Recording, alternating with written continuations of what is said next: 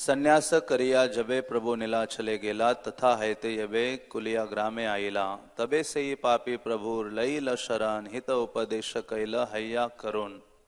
जब श्री चैतन्य महाप्रभु संन्यास लेने के बाद जगन्नाथपुरी गए और फिर लौटकर कुलिया गांव आए, तब उस पापी ने महाप्रभु के चरण कमलों की शरण ग्रहण की। तब महाप्रभु ने कृपा करके उसके लाभ के लिए उपदेश दिया। चैतन्य भागवत में वृंदावन दास ठाकुर ये जो प्रसंग हैं श्रीवास पंडित के प्रति गोपाल चपल का जो अपराध है, लाइट चाहिए मुझे, तो इसका बहुत ही विस्तृत रूप में वर्णन करते हैं। लेकिन उससे पूर्व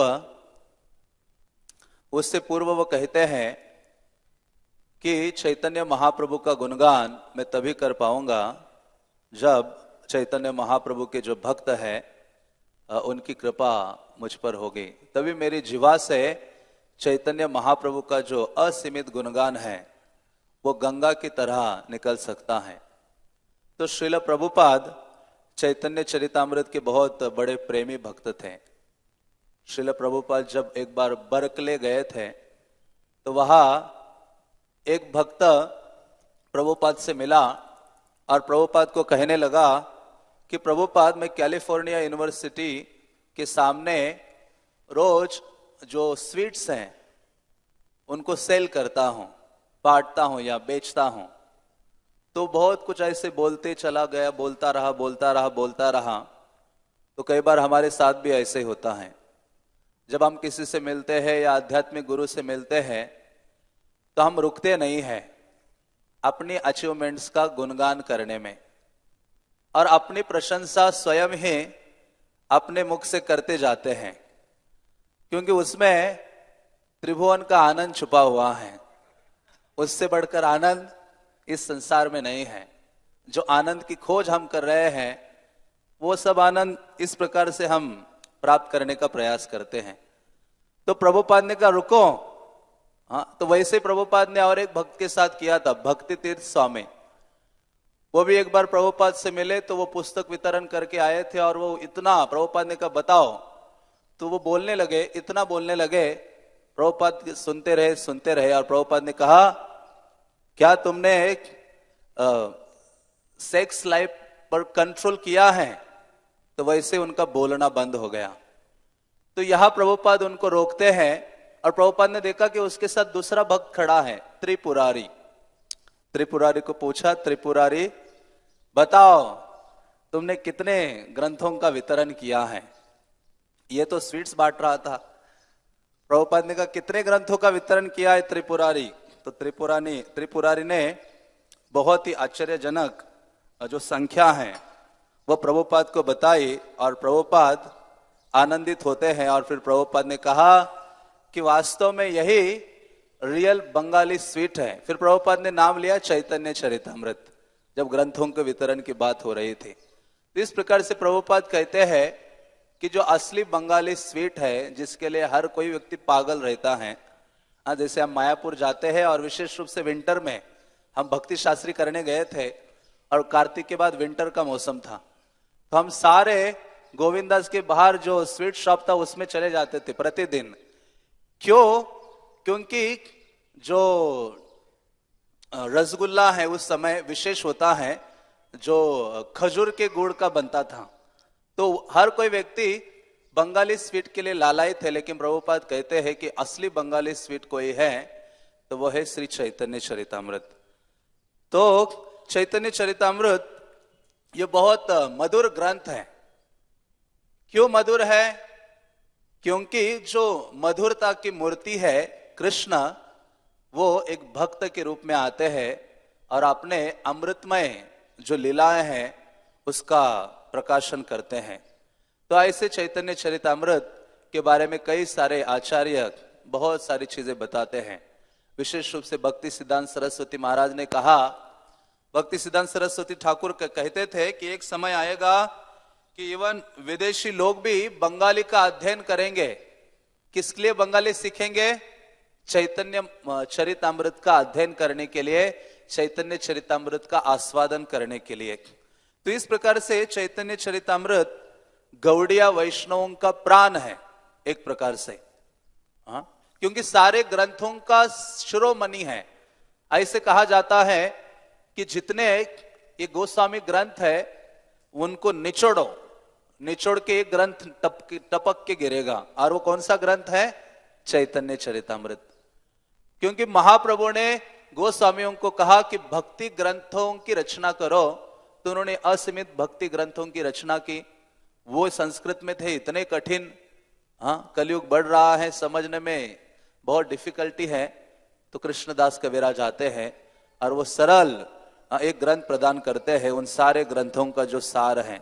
इसलिए चैतन्य चरितामृत को भक्ति सिद्धांत सरस्वती ठाकुर कहते थे कि बहुत बड़े बाढ़ में आप डूब रहे हो, तो आपके हाथ में अलग अलग ग्रंथ है, तो भगवत गीता है तो छोड़ दो, भागवतम है उसको भी छोड़ दो, लेकिन किसको सीने में लगा के रखो? चैतन्य चरितामृत को। क्योंकि वो ऐसा ग्रंथ है जो गौड़िया वैष्णव संप्रदाय के सारे सिद्धांतों की रक्षा करने में समर्थ है और सारे सिद्धांतों को फिर से पुनर्स्थापित कर सकता है। तो ऐसी पोजीशन है श्री चैतन्य चरितामृत की। इसलिए प्रभुपाद भागवतम को अमेरिका ट्रंक में भेजा, लेकिन चैतन्य चरितामृत को अपने साथ लेके गए जलदूत जहाज में। प्रभुपाद लिखते हैं कि एक जगह लिखते हैं कि मुझे आनंद अनुभूति हो रही है क्योंकि मैं चैतन्य महाप्रभु के चरित्र को क्या कर रहा हो? जलदूत जहाज पर सुन रहा हूं या पढ़ रहा हो। तो इसलिए भक्त तभी सक्षम और बलवान हो सकता है जब भगवत चर्चा को निरंतर वो श्रवण और अध्ययन करता है। अन्यथा प्रभुपाद चैतन्य चरितामृत के तात्पर्य में कहते हैं कि अन्यथा क्या होगा? खाएंगे, सोएंगे और वीक होकर फिर हम क्या हो जाएंगे? गिर जाएंगे। तो इसलिए बलवान होना चाहते हैं तो ये ग्रंथ है श्रील प्रभुपाद के, और चैतन्य चरितामृत उनमें से एक महत्वपूर्ण है। इसलिए कृष्णदास कविराज इस ग्रंथ की तुलना एक रत्न से करते हैं। वो कहते हैं कि ये ऐसा रत्न है, उस रत्न को स्वरूप दामोदर ने किसको पहनाया? रघुनाथ दास गोस्वामी को। वो एक प्यार में कहते हैं, चैतन्य लीला रत्न सार स्वरूपेर भांडार। ये चैतन्य महाप्रभु की जो लीला है वो सारे रत्नों का एक प्रकार से सार है, हाँ, एक मूल्यवान रत्न है। और ये कहाँ स्टोर किया हुआ है? स्वरूप दामोदर के पास।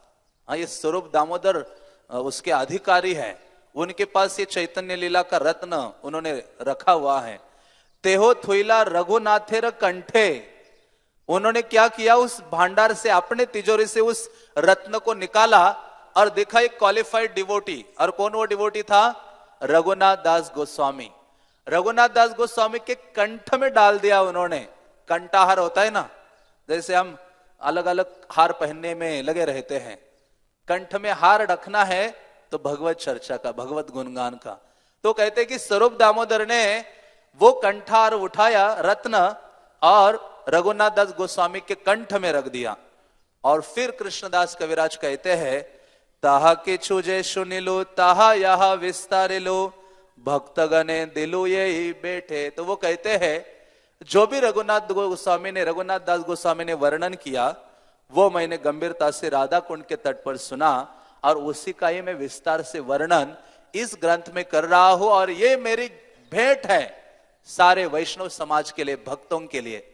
तो इसलिए हर एक भक्त का कुछ ना कुछ कंट्रीब्यूशन होना चाहिए, हाँ, इस संप्रदाय के लिए, इस आंदोलन के लिए। प्रभुपाद कहते हैं मायापुर में सारे अलग अलग आचार्यों ने महाप्रभु को कुछ अर्पित किया है, उनका कंट्रीब्यूशन है कुछ ना कुछ।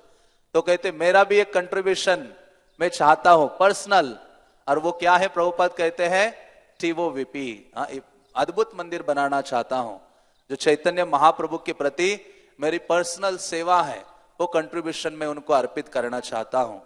तो कई बार भक्त लोग चैतन्य चरितामृत के आदि लीला को खोलते हैं और कुछ अध्यायों में घुसते ही बंद कर देते हैं। वो हमारा पर्सनल अनुभव है। शुरुआत के दिनों में कई साल बीते आदि लीला से आगे, और वो भी वॉल्यूम 1 से आगे बढ़ने की इच्छा नहीं हो रही थी। क्योंकि वो बड़ा संस्कृत में ही लग रहा था। सुनते कि बड़ा मीठा है, लेकिन आदि लीला में कोई मिठास नहीं महसूस हो रही थी। तो कृष्णदास कविराज एक जगह कहते हैं कि कई लोग कंप्लेंट करते हैं या करेंगे कि ये बड़ा संस्कृत श्लोकमय ग्रंथ है।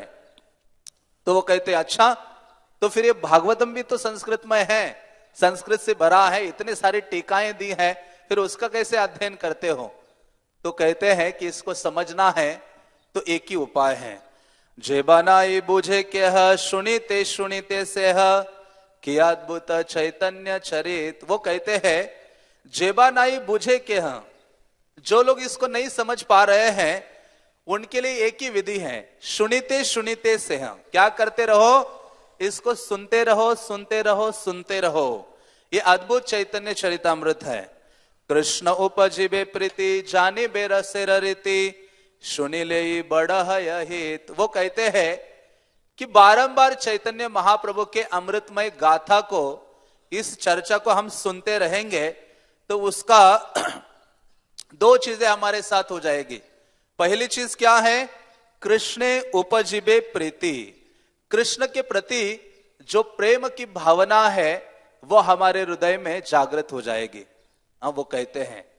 और दूसरी चीज वो कहते हैं जानिबे रसेर रीति। जो रूप गोस्वामी को चैतन्य महाप्रभु ने रस शास्त्र की शिक्षा दी, ऐसा रस शास्त्र या रस का जो सार है उसको जानने में हम समर्थ हो जाएंगे। सुनी लेई बड़ा हय हित। इसलिए कृष्णदास कविराज कहते हैं, हे पाठक गणों, कि इसको सुनने से आपका क्या होगा? सबसे बड़ा हित होगा। हम सब कुछ करना चाहते हैं, लेकिन भगवान के बारे में गंभीरता से एकाग्रचित होकर लालसा को हृदय में धारण करके कभी सुनना नहीं चाहते। क्यों? क्योंकि हमारे अंदर ईर्षा भगवान के प्रति सूक्ष्म रूप से है। जब हम किसी से द्वेष करते हैं, ईर्षा करते हैं, तो उसकी प्रशंसा अच्छी नहीं लगती हमें।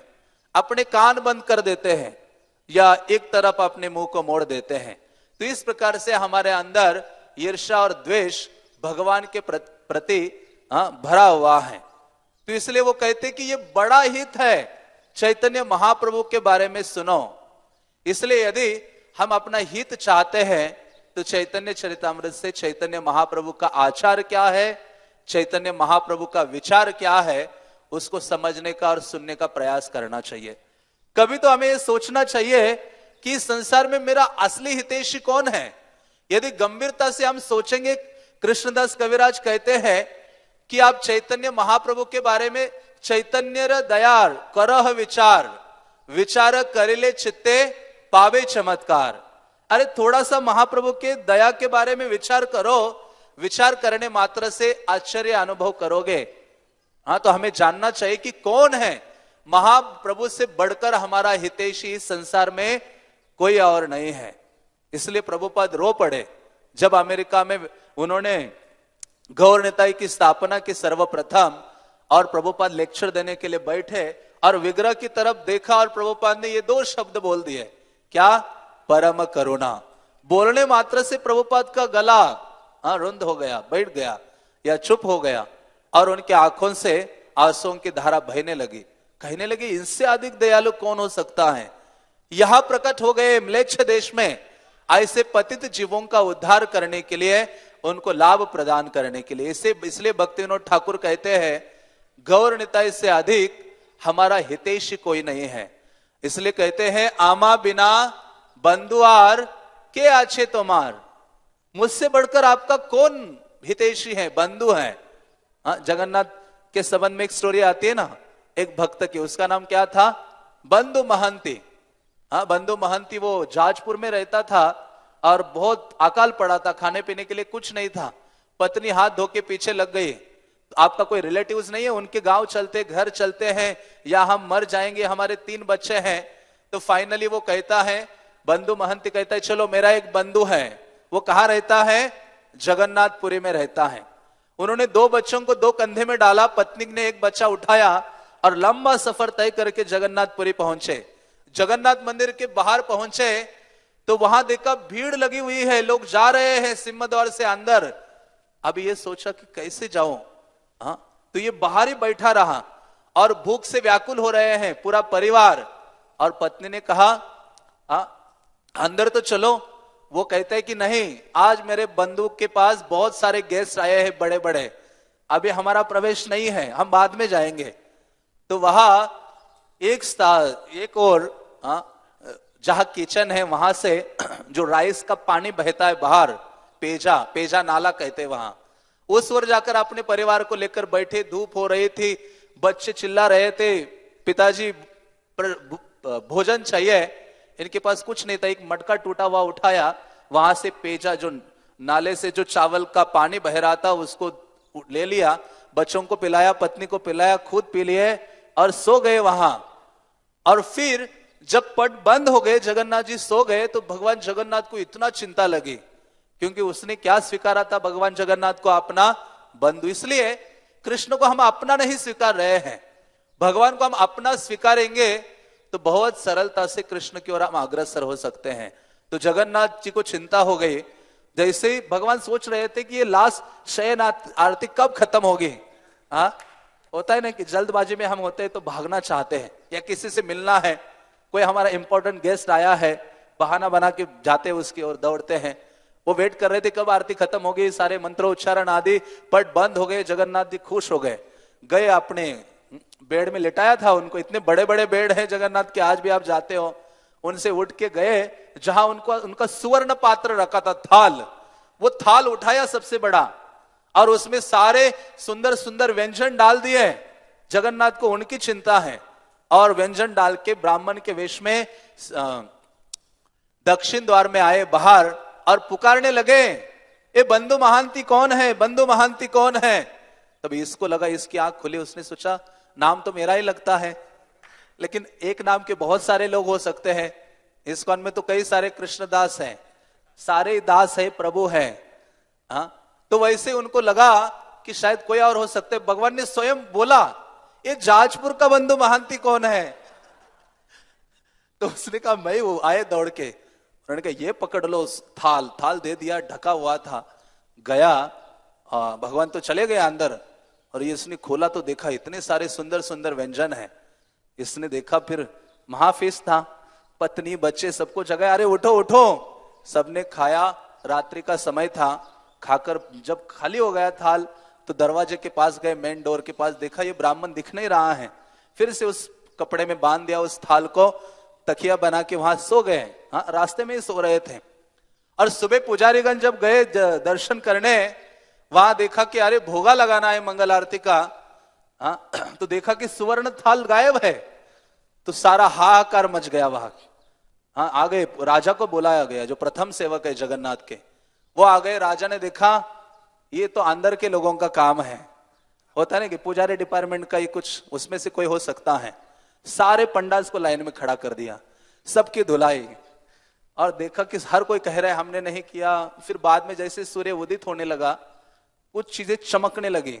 लोग रास्ते से आ जा रहे थे, देखा क्या चमक रहा है, तो एक व्यक्ति परिवार के साथ सोया हुआ है और सुवर्ण थाल चमक रहा है।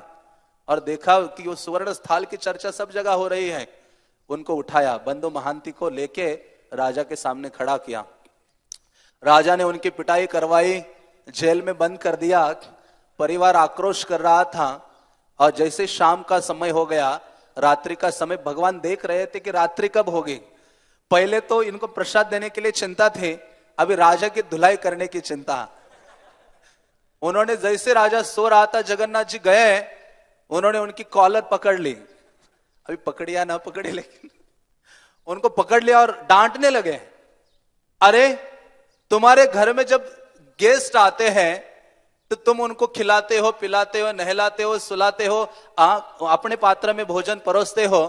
मेरा कोई गेस्ट आता है, मैंने अपना पात्र दे दिया उसे, तो तुम्हें प्रॉब्लम क्यों है। इतना डांटा राजा को, कहा कि उसकी सेवा आदि होनी चाहिए।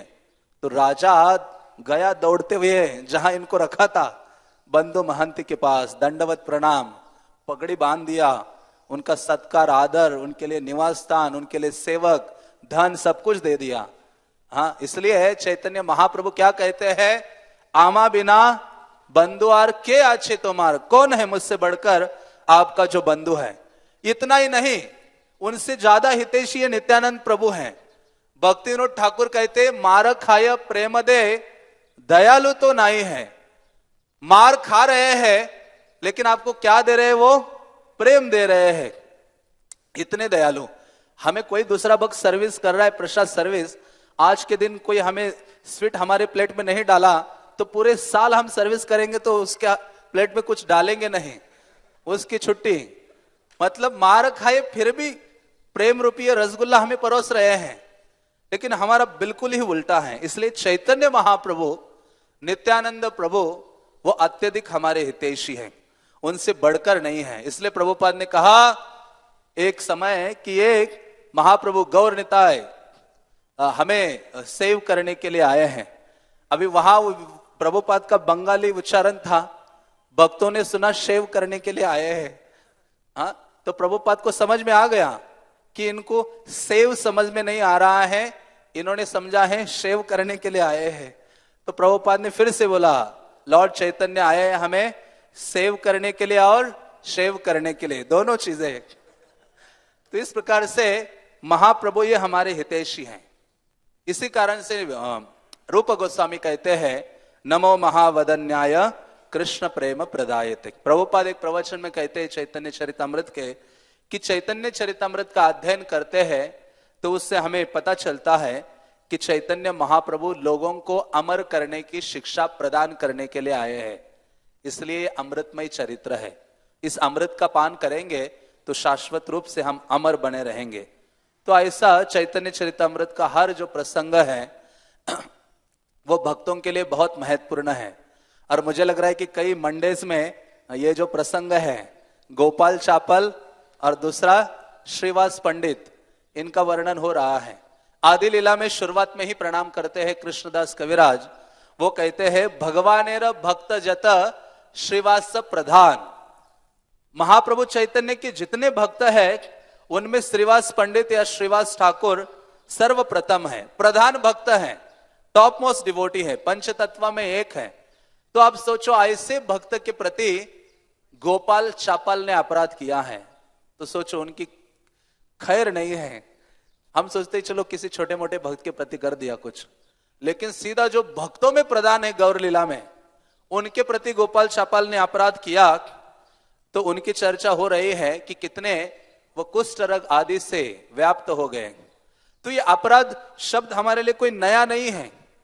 कलयुग की शुरुआत अपराध करने से ही हुई थी। किसने की थी?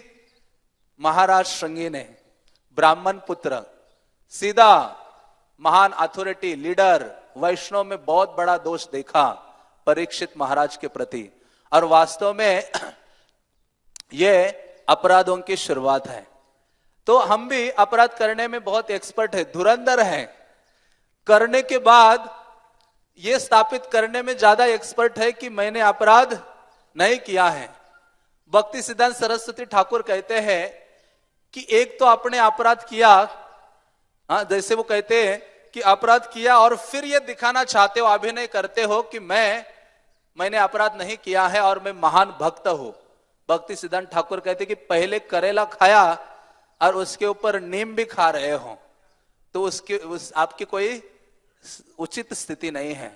तो इसलिए आचार्यगण कहते हैं कि ऐसे वैष्णव के प्रति हम 6 प्रकार से हिंसा करते हैं। हरि भक्ति विलास में सनातन गोस्वामी कहते हैं, जिसको हमने कई बार सुना होगा, हंति निंदन्ति वै द्वेष्टि वैष्णवानाम नाभिनंदन्ति कृद्यते यति नो हर्ष दर्शने पतनानि षट। तो कहते हैं हंति, सबसे वर्स्ट कंडीशन है कि वैष्णव पर हाथ उठाना। हाँ उठाया लेकिन सीधा क्या करना? प्रहार करना। हाँ, तो हंति। दूसरा क्या है? निंदन्ति, निंदा करना वैष्णवों की, भक्तों की। तीसरा है द्वेष्टि, द्वेष। और चौथा है ना अभिनंदन्ति, उनका अभिनंदन आदि न करना। और अगला है क्रुद्धते, क्रोध करना। और उसके अगला है नो हर्ष दर्शने, कि हर्षित नहीं होना जब हम वैष्णव को देखते हैं, उनका दर्शन करते हैं। तो वास्तव में ये वैष्णव अपराध के बारे में कई बार आपने सुना होगा। तो वैष्णव अपराध प्रमुख रूप से हमसे होता है। क्यों? क्योंकि उसका पहला कारण कहते हैं असत्संग। असत्संग या असत कार्यों में अपने आप को प्रवृत्त करना, जिसके कारण भक्तों के प्रति ये वैष्णव अपराध, दोष बुद्धि, ये कई सारी चीजें, निंदा करने की जो भावना है वो हमारे हृदय में जागृत होती है। और दूसरा क्या है? भौतिक ऐश्वर्य, जन्म ऐश्वर्य, श्रुतश्री, उससे हम मदनमत्त हो जाते हैं, गर्वित हो जाते हैं, घमंडित हो जाते हैं, तो हम क्या करते हैं? वैष्णवों के प्रति अपराध करते हैं। इसलिए भागवतम में कहा गया है कि जब अहंकारित जो व्यक्ति है, अहंकार के कारण व्यक्ति इनसेंसिटिव हो जाता है, और जिसके कारण दूसरों को आदर देने का जो भाव है उसके हृदय से खत्म होने लगता है, और उसके कारण वो अपराध करना शुरू करता है। व्यक्ति के पास जब पद आता है, ऐश्वर्य आता है, जिसके कारण वो वैष्णवों के प्रति अपराध की भावना अत्यधिक उसके हृदय में बढ़ने लगती है। जैसे हम देखते हैं नहुष, जब राजा इंद्र ने वृत्रासुर का वध किया था, ब्रह्मा हत्या का से मुक्त होने के लिए जब इंद्र 1000 साल के लिए तपस्या करने के लिए गए, तो उनकी जगह पर नहुष राजा को इंद्र बनाया गया। जब नहुष राजा इंद्र बने तो वो ऐसे सब सभा में थे, तो उन्होंने देखा कि ये बड़ी सुंदर है, किसकी पत्नी है? ये कहते पूर्ववत जो इंद्र थे ना, उनकी पत्नी सची है। तो इनका हृदय में उसका उपभोग करने की लालसा, वो कहते इंद्र की, मैं अभी इंद्र हूं, वो मेरे भोग के लिए सची, उनको मेरे पास आना चाहिए। तो सची बहुत दुखी हो गए थे, और जिसके कारण बाद में उन्होंने कहा कि ठीक है, आप मेरे पास आ सकते हो, लेकिन आप क्या करो, सप्त ऋषियों ने उठाई हुई पालकी को लेके आ जाना। तो व्यक्ति भोग आदि करने के लिए या पद जैसे प्राप्त होता है तो उससे कुछ भी करने के लिए तत्पर हो जाता है, अपराध आदि, तो वो सारे सप्त ऋषियों को लगा देता है पालकी उठाने के लिए। अगस्त्य आदि सप्त ऋषि बेचारे, ऋषियों को कहां शक्ति है? ब्राह्मण हट्टे कट्टे नहीं होते हैं, दुबले पतले होते हैं। तो सप्त ऋषियों ने वो उठाया पालकी। नहुष राजा महान आदाब में बैठा हुआ था और देखा बड़ा स्लो जा रहा है गाड़ी। उन्होंने कहा सर्प सर्प, में जल्दी चलो जल्दी चलो। ऐसा बोलते बोलते नहुष महाराज ने अगस्त्य मुनि पर लात का प्रहार किया कि जल्दी चलो। उन्होंने कहा अच्छा, तुम्हारे अंदर बड़ी जल्दी है, तुम्हें सर्प सर्प कह रहे हो, हाँ तो तुम क्या बन जाओ अभी? सर्प ही बनो 10,000 साल के लिए। ये तो पद के कारण। दूसरा जो पूर्व इंद्र थे वो भी हाथी के ऊपर बैठ के जा रहे थे। दुर्वासा मुनि आए और प्रभुपाद कहते कि दुर्वासा मुनि के गले में माला थी, तो ठीक है, हाथी के ऊपर वो बैठ के जा रहे थे और ये चल के जा रहे थे। हाँ, साधु गरीब होते तो पैदल ही चलते हैं। तो वैसे ही दुर्वासा मुनि जा रहे थे, देखा ये तो इंद्र है, लगा उसके ऊपर कृपा करनी चाहिए। क्या दो उसे? तो देखा कि महा गार्लैंड उनके गले में था, वो उनकी ओर फेंका। इंद्र ने लिया, लेकिन इंद्र ने अपने मद के कारण वो माला क्या की? हाथी के सुंड में डाल दी। और हाथी, प्रभुपाद कहते हैं एक तात्पर्य में कि हाथी को महाप्रसाद का कोई ज्ञान नहीं है, उसको क्या पता ये महागार्लैंड है। हाँ, तो उसने अपने पांव के नीचे डाल दिया। तो उससे मनोवृत्ति का पता चला दुर्वासा मुनि को कि ऐसी मनोवृत्ति है इस इंद्र की, इसका क्या होने वाला है, सब कुछ छूटने वाला है। तो इस प्रकार के दुराचार से या अनादर से इंद्र अपना पद खो बैठते हैं और आगे चलकर बलि महाराज राजा बनते हैं। तो ऐसे शास्त्रों में अनंत उदाहरण है कि व्यक्ति असत संग के कारण, पद आदि ऐश्वर्य आदि के प्रभाव के कारण, अपनी योग्यताओं के कारण वैष्णवों के प्रति दोष बुद्धि रखता है, उनका अनादर करता है और अपराध कर बैठता है। उससे उसका पूर्ण रूपेण नाश होना निश्चित है। आचार्यगण वर्णन करते हैं कि राधा कुंड में एक महान वैष्णवी निवास कर रही थी, कृष्ण प्रिया ठाकुरानी। तो ये कृष्ण प्रिया ठाकुरानी एक महान वैष्णवी थी। जब चैतन्य महाप्रभु के पास जो गिरिराज शिला थी, महाप्रभु ने रघुनाथ दास गोस्वामी को दी, उन्होंने आगे चलकर मुकुंद दास को दी। और मुकुंद दास जब राधा कुंड में निवास कर रहे थे तो उस समय लोकनाथ गोस्वामी के शिष्य नरोत्तम दास ठाकुर, उनके शिष्य गंगा नारायण चक्रवर्ती और उनकी जो पुत्री है वो एक कृष्ण प्रिया ठाकुरानी है। ये जब गौड़ बंगाल छोड़कर राधा कुंड में गई तो इतना उन्होंने भजन साधन वैष्णव सेवा में लिप्त हो गई कि वहां जो मुकुंद दास जिनके पास चैतन्य महाप्रभु की वो शिला थी, गिरिराज शिला, जिसका सेवा रघुनाथ दास गोस्वामी करते थे, वो ये कृष्ण प्रिया ठाकुरानी को उन्होंने दी मुकुंद दास ने, और वो उनकी सेवा करने लगी। ये इतनी शक्ति संपन्न वैष्णवी थी कि इनकी जीवा कभी रुकती नहीं थी। 24 आवर्स क्या उच्चारण करते थे?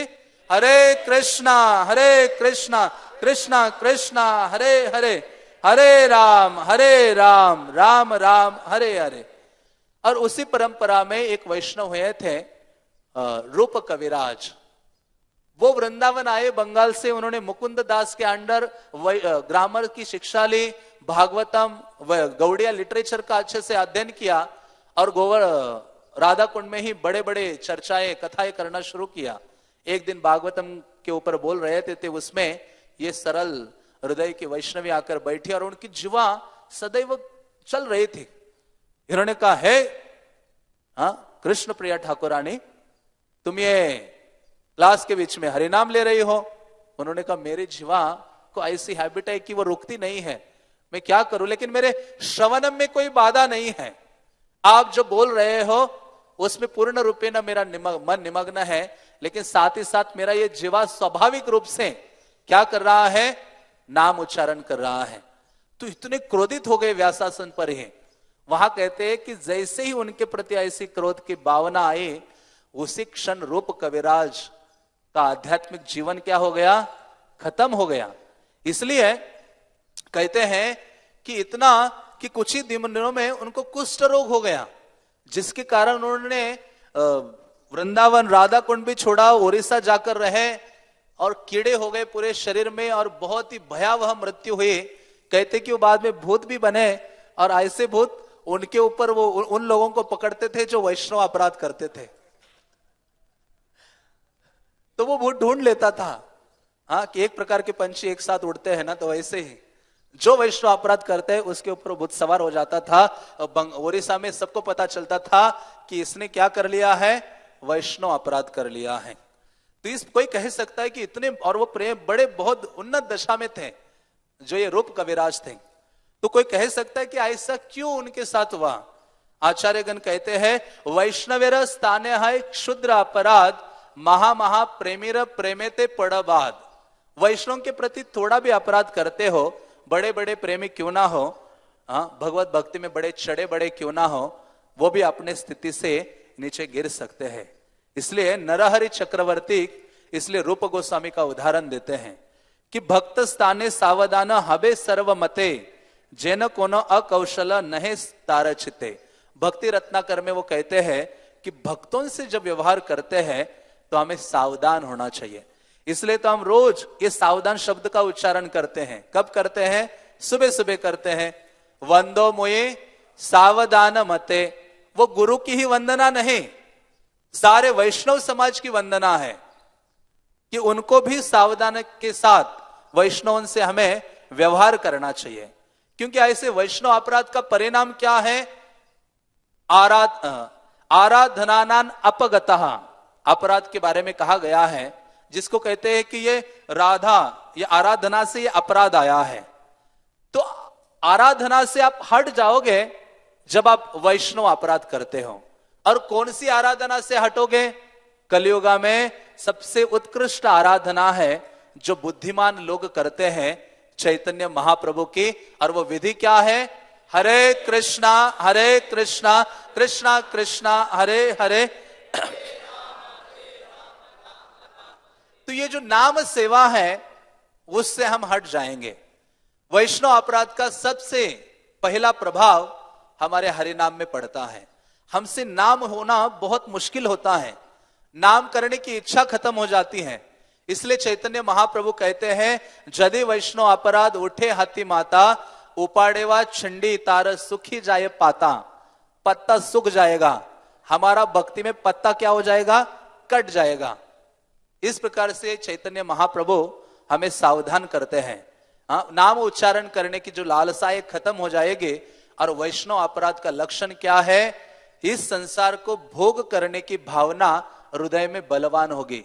विशेष रूप से स्त्री के प्रति आकर्षण या स्त्री का पुरुष के प्रति आकर्षण और धन के प्रति या धन प्राप्ति की प्रगाढ़ लालसा, ये वैष्णव अपराध का फल है। तो पाप से भी भयानक है वैष्णव अपराध। आचार्यगण कहते कि पाप कोई करता है जिसकी तुलना गौर गोविंद स्वामी अपने लेक्चर में करते हैं, धूलि का लेप है। धूलि का लेप सरलता से हट सकता है। कोई व्यक्ति पाप करता है तो उसके जो प्रभाव है, पाप फल है, धुल सकते हैं। यदि वो नाम संकीर्तन करता है, नामाबास के स्तर पर आता है, जिस प्रकार से आजामिल ने इतने पाप किए लेकिन वो सारे धुल गए जब उन्होंने नाम उच्चारण किया। लेकिन अपराध की तुलना वो करते हैं वज्र लेप। वज्र इतना कठोर है जिसको हटाना क्या है, बहुत ही कठिन है। इसलिए जब दुर्वासा मुनि भगवान के पास जाते अमरीश का अपराध करके, तो भगवान कहते मैं नहीं धुल सकता इसको। कौन धुल सकता है? उनके पास चले जाओ, अमरीश महाराज के पास, क्योंकि वो वज्र लेप है। इसलिए चैतन्य महाप्रभु ने चैतन्य भागवत में इतनी बार, चैतन्य भागवत में तो वैष्णव अपराध के ऊपर बहुत बार चैतन्य महाप्रभु ने बोला है, कई बार बोला है। चैतन्य महाप्रभु कहते कुछ प्यारों में, जिनको मैं पढ़ता हूं, महाप्रभु कहते हैं, शूलपानि समजदे वैष्णवेर निंदे तथापि नाश पाए कहे शास्त्र वृंदे। शूलपानि सम, शूल मीन्स त्रिशूल, पानी हाथ। हाँ, किसके हाथ में त्रिशूल होता है? शिवजी जैसा इतना बड़ा चढ़ा भक्त भी यदि वैष्णव अपराध करता है, तथापि नाश पाए कहे शास्त्र वृंदे, उसका भी विनाश होना निश्चित है। यह ना मानिय जय सुजन निंदा करे, जन्म जन्मे से पापिष्ट दैव दोष मरे। जो सुजन सज्जन व्यक्ति इसको नहीं मानता है, जन्म जन्म तक वो व्यक्ति कष्ट प्राप्त करेगा। फिर महाप्रभु कहते हैं, बाहुतुली जगतेर बले गौरधाम, आनंदक है सब बल कृष्ण नाम। महाप्रभु एक दिन खड़े होकर अपने दोनों हाथ ऊपर करके कहते हैं कि मैं चाहता हूं कि आनंदक होकर कृष्ण के नाम का उच्चारण करो। आनंदक है सकृत कृष्ण बले, सत्य सत्य मोहि तारे उद्धारी बहेले। महाप्रभु ने कहा, निंदा से रहित होकर यदि आप कृष्ण का नाम का उच्चारण करोगे तो ऐसे व्यक्ति को नरक से भी मैं स्वयं उसका उद्धार करूंगा, ये सत्य कह रहा हूं। चैतन्य महाप्रभु की वाणी है। फिर महाप्रभु मुरारी गुप्त के बारे में एक जगह कहते हैं, ठाकुर चैतन्य बले सुन सर्वजन, सकृत मुरारी निंदा करे जय जान। महाप्रभु कहते हैं कि सब लोग सुनो, जो भी व्यक्ति मुरारी गुप्त जैसे महान वैष्णव की निंदा करता है, कोटि गंगा स्नान तार नाहि कनिस्तार, गंगा हरि नामे तारे करे बसमार। वो करोड़ों बार भी हरिद्वार जाकर वह गंगा में स्नान करते रहा, करोड़ों स्नान कर लिए, स्नान ही नहीं, करोड़ साल गंगा के अंदर बैठा रहा सौबरी मुनि की तरह, फिर भी उसका निस्तार होना संभव नहीं। महाप्रभु कहते हैं, मैं उसी चीज के द्वारा उसका संहार करूंगा, उसी गंगा स्नान से उससे मरवाऊंगा और उसी हरि नाम से उससे मरवाऊंगा। महाप्रभु कहते, गंगा हरि नामे तारे करीब संहार, गंगा स्नान से और हरि नाम से उसका संहार करूंगा। तो फिर आगे एक स्थान में महाप्रभु कहते हैं, जया मार दासेर सकृत निंदा करे, मोर नाम कल्पतरु संहारे ताहारे। जो भी मेरे दास का निंदा करेगा, मेरा नाम कल्पतरु के भांति है, वो उसका विनाश कर सकता है। तो कोई कह सकता है कि फिर महाप्रभु का दास कौन है? तो महाप्रभु कहते हैं, अनंत ब्रह्मांडे जत सब मोर दास। इतना ब्रॉड माइंड है महाप्रभु का, मतलब हम फंस गए हैं। महाप्रभु, हम ये नहीं है कि चलो टेम्पल डिवोटीज का अपराध नहीं करूंगा, कोई सन्यासी है, सीनियर भक्त है, अथॉरिटी है। महाप्रभु कहते हैं, अनंत ब्रह्मांडे जत सब मोर दास। तो मतलब कितना सबके प्रति सावधान होना चाहिए। इसलिए तो नारद मुनि आनंदित हुए। वो जो मृगारी ने देखा, किनके प्रति हिंसा नहीं की मृगारी ने? चींटियों के प्रति। महाप्रभु कहते, अनंत ब्रह्मांडे जत सब मोर दास, जत के जे पार हिंसे से जाय नाश। यदि उनके प्रति भी अपराध करोगे, हिंसा करोगे, कि विनाश निश्चित है। फिर कोई सन्यासी या बड़ा चढ़ा भक्त कह सकता है, मैं तो सन्यासी हूं। महाप्रभु कहते, रुक अभी तुम्हें भी बताता हूं। महाप्रभु कहते हैं, सन्यासी यदि अनिंदक का निंदा करे, आध पाते जाय सर्व धर्म गुच्छे तारे। इवन सन्यासी होकर भी अनिंदक की निंदा करता है तो अध पाते जाए, ऐसा सन्यासी भी अपने धर्म और वर्ण आश्रम से क्या हो सकता है, च्युत हो सकता है। इसलिए चैतन्य महाप्रभु बहुत सावधान करते हैं। मैं आपका समय नहीं लूंगा, इस आख्यान को कंप्लीट करता हूं 2-3 मिनट में। तो जो ये चर्चा है श्रीवास पंडित के प्रति गोपाल चपल ने अपराध किया, जब चैतन्य महाप्रभु यात्रा में निकले थे वृंदावन बंगाल से होते हुए, लेकिन चैतन्य महाप्रभु रामकेली तक गए, कनाई नटशाला से वापस आए। आते समय महाप्रभु कुलिया ग्राम में रुके, वहां देवानंद पंडित आदि का उद्धार किया। वहां से जाकर रामकेली गए, कुलिया और कनाई नटशाला से वापस आए शांतिपुर, अद्वैत आचार्य के घर में रहे। और वहां अद्वैत आचार्य ने डोली भेजी कि जाओ सची माता को नवद्वीप से शांतिपुर ले आओ। फिर उनको लाया गया। चैतन्य महाप्रभु ने अपने माता के हाथ से बहुत शाक भोजन आदि ग्रहण किया, माता के प्रति अपना प्रेम प्रदर्शित किया। और फिर वहां एक भक्त को आशीर्वाद दिया, मुरारी गुप्त को। कहा कि मुरारी गुप्त, मैंने सुना है तुमने 8 श्लोकों की रचना की है भगवान राम के ऊपर, सुनाओ सुनाओ क्या है वो वर्णन। मुरारी गुप्त ने ऐसे धारवत तैल धारवत उन्होंने सुनाया। महाप्रभु आनंदित हुए। सारे भक्तों के समक्ष चैतन्य महाप्रभु ने अपने चरण मुरारी गुप्त के सर पे रखे और मुरारी गुप्त को कहा कि तुम जन्मों जन्मों तक राम के दास बने रहोगे, रामदास, और जो भी तुम्हारा आश्रय ग्रहण करेगा वो भगवान राम के चरणों की प्राप्ति करेगा। तो आज सब हो ही रहा था, उसी क्षण एक व्यक्ति रोते हुए चिल्लाते हुए आ गया। और वो कौन थे? गोपाल चपल थे। वहां सारे वैष्णव बैठे हुए थे महाप्रभु के समक्ष। और ये गोपाल चपल आता है और वो चर्चा करने लगता है, रोता है, क्रंदन करता है, आर्तनाद करता है। और वो कहता है कि हे महाप्रभु, वो कहते कि ये वर्णन चैतन्य भागवत के अंत्य लीला में आता है, अंत्य खंड में 4थे अध्याय में, बहुत विस्तृत है, जहां वो गोपाल चापल अपने दोनों हाथ ऊपर किए हुए हैं, बाहु तुली, और वो कह रहा है कि हे चैतन्य महाप्रभु, आप मेरा उद्धार कीजिए, आपका स्वभाव करुणामय है, मैं ये कुष्ठ से बहुत पीड़ित हो रहा हूं, दुखी हूं। तो इस प्रकार से काकुति के भाव में चैतन्य महाप्रभु से वह निवेदन करने लगा। महाप्रभु ने जैसे उसको देखा ना, महाप्रभु ने जोर से गर्जना की। चैतन्य महाप्रभु चिल्लाए, चैतन्य महाप्रभु कहे, अरे पापी, दूर हो जाओ, दूर हो जाओ यहां से। तुम्हारा दर्शन करने मात्र से किसी व्यक्ति के हृदय में पापों का जन्म हो सकता है, तुम्हारे दर्शन करने मात्र से व्यक्ति दुराचारी बन सकता है। इतना महाप्रभु गुस्सा हो गए उसके प्रति, और वो बेचारा और रोने लगा। महाप्रभु ने कहा, जिन वैष्णवों का नाम लेने मात्र से संसार पवित्र हो जाता है, जो वैष्णव नाचते हैं तो पृथ्वी धन्य हो जाती है, वैष्णव हाथ ऊपर करते तो सारी दिशाएं पवित्र हो जाती हैं, जिन वैष्णवों का आराधना ब्रह्मा, शिवजी, लक्ष्मी ये सारे करते हैं, ऐसे वैष्णवों के प्रति तुमने क्या किया है? अपराध किया है श्रीवास पंडित के प्रति।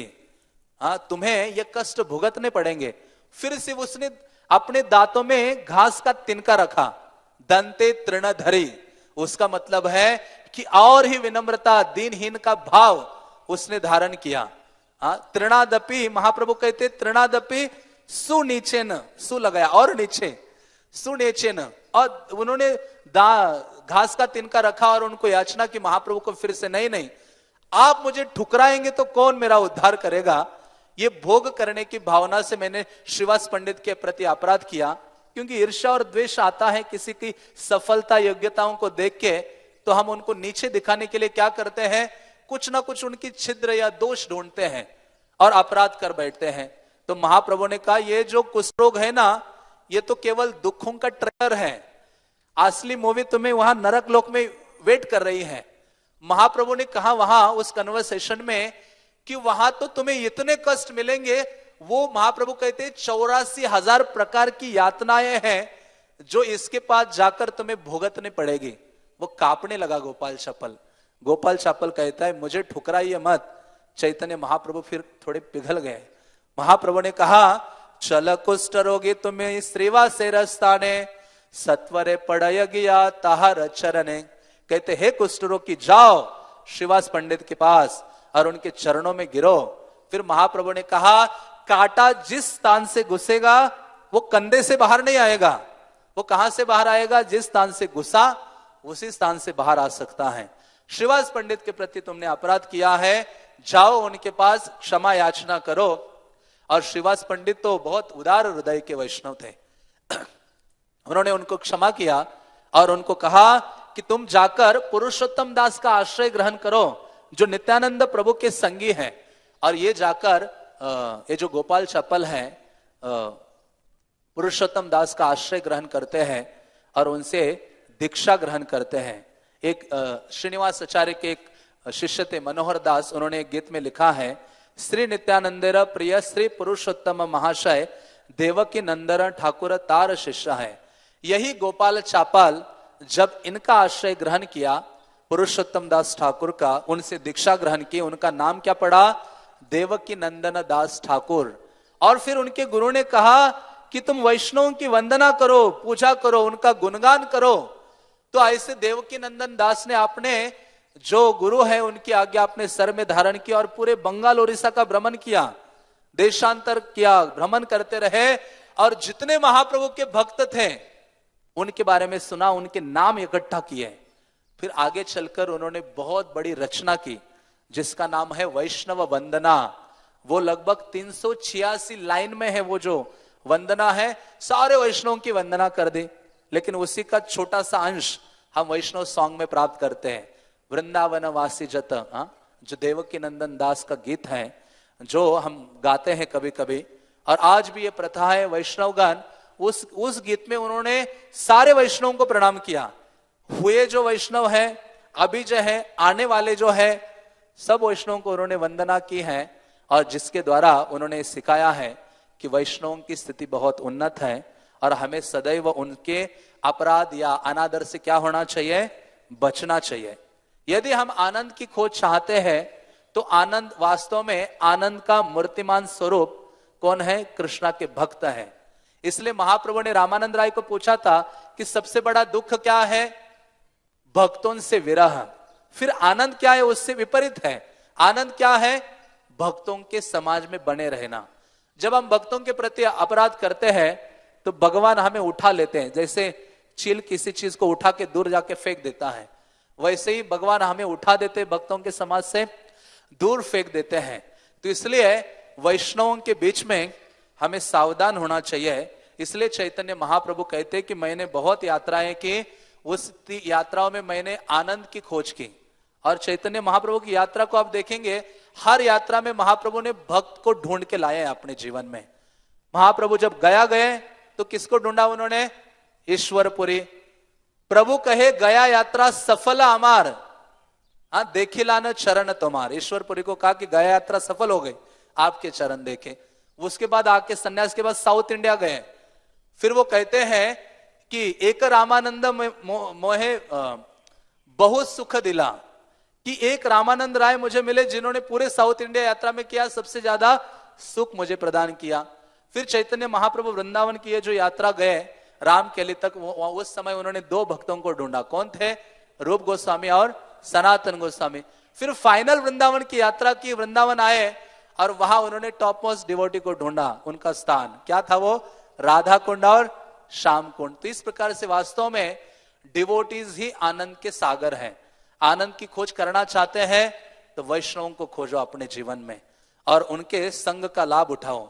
इसलिए मैं यहां विराम देता हूं ये बोल के कि जब दुर्वासा मुनि ने भगवान अमरीश महाराज के प्रति अपराध किया था या उनकी अवहेलना की थी, तो उसमें उन्होंने सबसे आखिरी दुर्वासा मुनि ने ये बोला था।